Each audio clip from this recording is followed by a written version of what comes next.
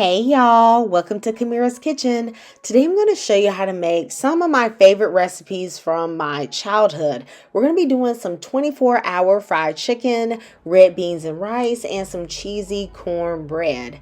Growing up in a small town, one of the best places to get some fried chicken was from literally a hole-in-the-wall convenience store called Brine.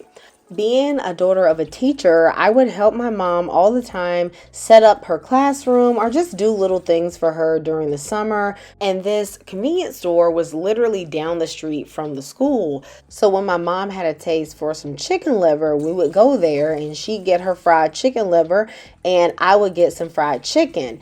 The owner was always so funny because as a kid, he would tell me these riddles. And if I could solve the riddles, he would give me a free chicken wing. It was one of the highlights of my summer. Their chicken was juicy and delicious, but very simple. And I've discovered the secret is brining the chicken overnight in salt, sugar, and MSG.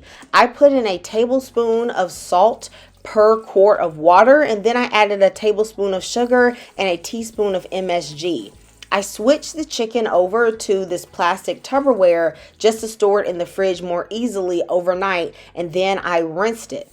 I'm going to make a flour mixture with some self-rising flour, which has a little baking powder, which is going to make the skin crispier. Then I'm going to season the flour with MSG, salt, pepper, garlic powder, and cayenne pepper. As you can tell, this is a simple recipe and it's really going to give you that old school Southern fried chicken, after church chicken your grandmama made, that type of fried chicken taste. While this is such an uncomplicated recipe, it is very delicious and something that everybody can enjoy. If this reminds you of your grandmama's cooking or it's just making you nostalgic right now like it is for me, go ahead and hit that thumbs up. And don't forget to subscribe to this channel and turn on the notification bell because I post new recipes every single week. And in the comments, tell me the recipe for your grandmother's fried chicken or her best dish, and I would love to recreate it on the channel. Now, I'm not dipping this chicken in no buttermilk, no hot sauce, no nothing. It is going straight from being drained and rinsed to this seasoned flour mixture. I'm using my hands to press the flour in just to make sure it stays, and then I'm going to shake off any excess. Because I am filming, I'm going to put this chicken on a plate to rest. But honey, if I wasn't filming, I would take this chicken out of this flour and then I would stick it straight into that hot oil, okay? So my chicken ended up resting for just about 5 minutes while my oil was heating to about 350 degrees. I have my eye on the electric stove on about a 6.5. Even though I'm deep frying, you don't need to cut the oil up to like an 8 or a 9. That would end up making your oil way too hot and you can't regulate the temperature as easily. I like to use a chopstick to make sure that the chicken isn't sticking to the bottom, and I'll just stir it around every few minutes to also ensure that it cooks evenly. If you are frying legs or thighs, it should take about 12 to 15 minutes for your chicken to reach an internal temperature of 165. For chicken wings, it'll take about 8 to 10 minutes. And for chicken breast, you should just put that back in the fridge and go back and get some dark meat because, honey, that is not where it is at. All right? Between batches, I'm going to take a little skimmer out and get all the little floating bits because those can burn when you do your next batch of chicken and you don't want your oil to take on like a burned taste. I'm going to put the rest of my chicken in here and allow this to finish cooking. Then I'm going to take it out and place it to the side on a wire rack that has a baking sheet under it. This chicken is nice and crispy. The taste is really good. It's super juicy. That salt brining has put flavor down to the bone, honey. Let me know if you're going to make this fried chicken recipe. Now, I'm also going to show you how I do some red beans and rice. I made this recipe just with the meats that I had in my refrigerator. So I didn't really have a lot of pork. I had like 4 ounces of some Cajun sausage and some fat back, and then I also had some smoked turkey. So if you don't do a lot of pork, this would be a good recipe for you. Switch for some turkey sausage and leave out the fat back and you're good to go. Now, I don't understand this foolery that I've been seeing online with people just pouring pouring their beans literally from the bag straight into their cooking pot. No, honey, you have to pick out any bad beans. I saw a bean that was like kind of black on it, and they are also dusty. They literally have dust on them. You can also find pebbles in your beans, so you must wash them. In a skillet, I'm going to add some butter, and then I am going to brown my sausage. If you are adding bacon to this recipe, you can skip the butter and just cook the bacon and use that fat. Once my sausages have browned, I'm going to take them out of my skillet and I'm going to put in my trinity, which is the onion, the celery, and the bell pepper. I have used 1 stalk of celery, 1 bell pepper, and 1 large onion. I'm going to saute this for about 2 minutes and then add in some Creole seasoning. Now this is very salt forward. You can use any Creole seasoning that you like. I'm also going to season with salt-free Cajun seasoning, garlic powder, onion powder, smoked paprika, and dried thyme. Then I'll add in 4 cloves of minced garlic. I'll saute this for about 30 seconds until the garlic is very aromatic and the seasonings have started to toast. Listen closely, honey. You need to be pressure cooking your beans.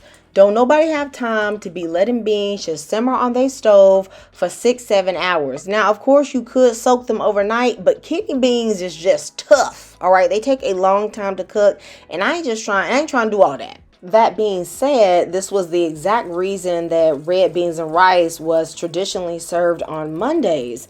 Mondays were laundry day, which was a really laborious task back in the day, having to wash clothes by hand.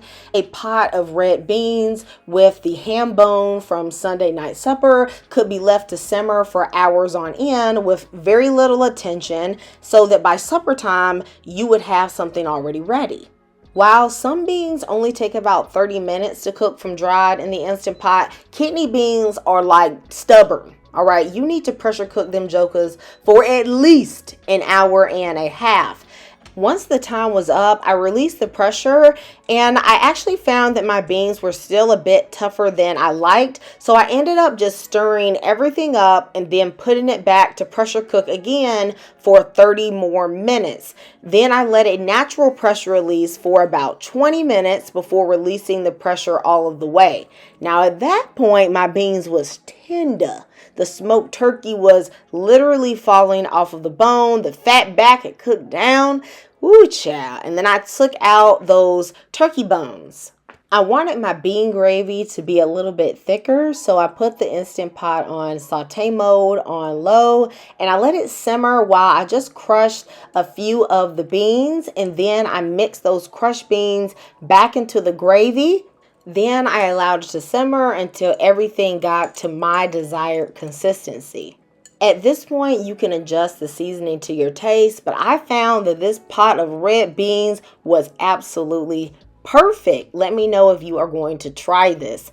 Now, you cannot have red beans and rice and fried chicken without no cornbread. I'm going to do a homemade cheesy cornbread recipe for you that is just absolutely delicious. I'm adding in some flour, cornmeal, baking powder, baking soda, and a little bit of sugar to my cornbread. If you don't like sugar, you can leave it out. I'm going to mix this all together well, and then for my wet ingredients, I'm going to add in 2 eggs, 1 stick of unsalted butter that's melted, and a combination of heavy cream and buttermilk.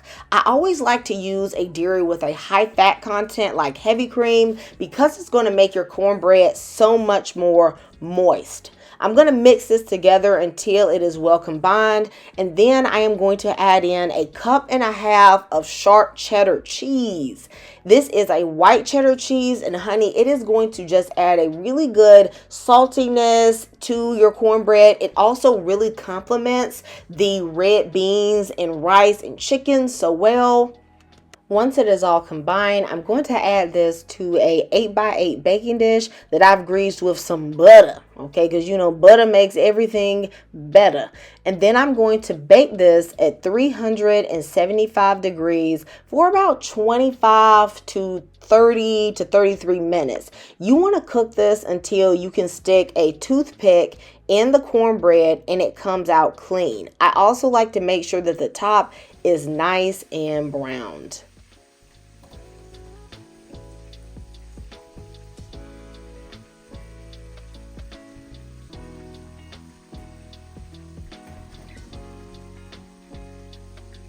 Because this cornbread is still warm, I am not going to go through the effort of melting butter. I'm just going to take my stick of butter and just rub it on top of the cornbread. Now, if you like sweet cornbread, you could actually put a honey butter on this, but I don't need that for this recipe. Y'all, this cornbread is so moist. It is delicious. It has a great crumb to it. It would be perfect in the morning with a little tea. Honey, let me know if you are going to make this cornbread recipe. I paired the rest of this meal with some fried cabbage and some candy yams. You guys know that I love you and Jesus loves you. And I'll see you next time in Camirra's Kitchen. Goodbye and God bless.